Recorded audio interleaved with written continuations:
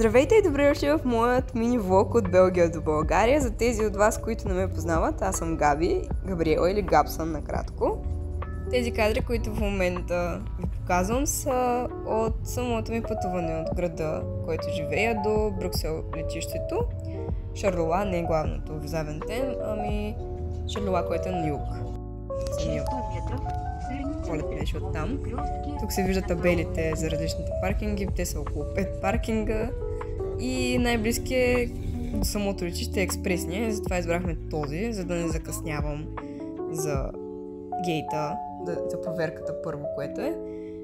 Тъй като имах задръстване до Брюксел и малко ме беше фанал, даже ще вече закъсня, но всичко мина добре, минах си проверките, гейта си намерих и така. Тук се вижда, портът ми беше насочен за 8.55 до Варна и затяхме в 9. Всичко беше тип-топ.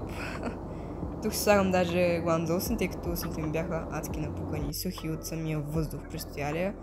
И лечето ми също беше адски сухо. Забравих си крема за лице, но нищо. Преживяхме го. Тук се виждат кадри вече от зале слънце.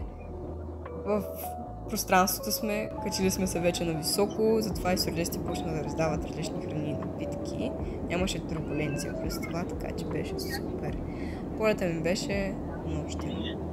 И ще има и кадри, принципно, от различни градове, които се виждат отгоре. Взимах си за пиене, както виждате. И това са гледките реално от самите градове. Мисля, че са от Унгария и Румъния, но не мога да гарантирам нищо, тъй като нямам GPS горе. И не мога да преценя. Предполагам, че са от Унгария и от Румъния. Но са адски красиви, великолепни гледки. Просто седях на 23-ти ред отзад до прозореца. И затова беше изключително уникално да гледаш гледки. Както казах, полета ми мина супер и нямах турбуленция. И тук вече са кадри от кацането ми.